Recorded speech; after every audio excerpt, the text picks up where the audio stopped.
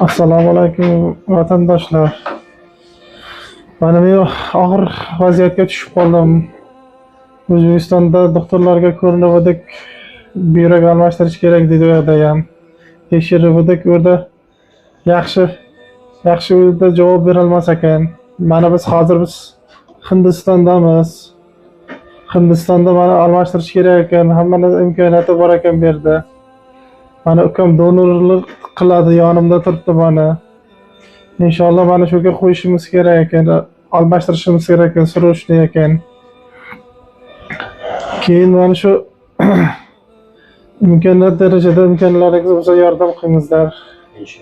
Inshaalloh. Bizda ism familiyangizni qaysi karta kimniki bo'ladi? Agrobank degan karta o'zimning nomimda Mahmadqulov Abdulla deb chiqadi.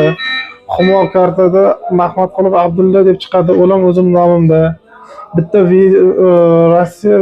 rossiyskiy karta bor, viza karta bor, u Rossiyadagi karta bor.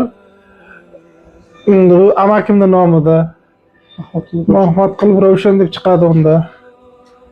Assalomu alaykum aka. Va alaykum assalom. Men O'zbekiston Respublikasi Surxondaryo viloyati Oltinsoy tumani Xo'jasoatdanman. Meni akam mana shu ahvolga tushib qoldi. O'zbekistonda edik, dializga tushgandi, bu yerga olib keldi Hindistonga. Hozir Hindistonda tekshirtirdik. Donor qilish kerak, srochniy deydi. Haftasiga 3 marta dializ olyapti. Vaziyat sal qiyin ahvolda qoldik. Hamma narsa tayyor. Donor o'zim bo'layapman, xudo xolasa.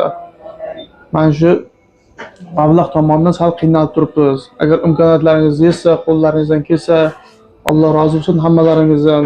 Bir yordam qilsalaringiz, shu akamni tuzaltirib olib ketsam. Bitta o'g'li bor. Hali hech 38 yoshda.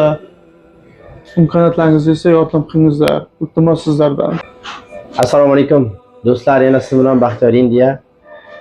Shu akamiz bizni yonimizda kelib, murojaat qilib, bu yerda O'zbekistondan kelib, aeroportdan kutib olib, bu yerda Fortis klinikada, bu больницаga doktorga ko'rsatib, tekshirib, bilib oldiki, bularni bor-ku, dializdan tashqari boshqa yo'li yo'q. Bu dializdan bor-ku, ko'p davom ettirmaydi.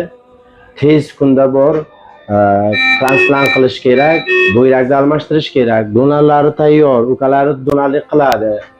O'zi ham yosh katta emas. Bola chaqasi bor, yonida pul bo'lsa, shunaqa vaziyatga bor-ku, majbur bo'lgan odamlar mana chetga kelib, umid bor, yo'l bor, pul bo'lmasin, bu yerdan noumid bo'lib ketsin. Hammamizga bor-ku, har bir tomondan bor-ku, to'g'ri kelmaydi. Bular videoga qanaqadir nima edi, lekin men majbur qildim, xalqimiz yakka qo'ymaydi, yordam qiladi. Inshaalloh hal bo'ladi, umid berganman bularga. Videoni qilib, kartalarni qo'yamiz. 2 karta o'zlariniki, rossiyskiy kartalari, amakallarniki, ularni qo'yamiz. Shu kartalarga kirib, qancha pul ehson qilasiz, Xudoning yo'liga, shu akamizga bor-ku, o'zlariga tushib keladi, bilib bo'ladi. Inshaalloh pullari hal bo'lsa, gideta bor-ku, $15,000 atrofida pul kerak bularga, faqat больницаga. Qolgan olmos o'zlariniki ham bor. Shu uchun pullar to'liq kelsa, undan keyin yana video qilib, vaziyatlarni tushuntirib beramiz oxirigacha. Sizga shukr, shuncha yordam qilib, kasallarga turgansiz hozirgacha. Undan keyin ham yordam qiling.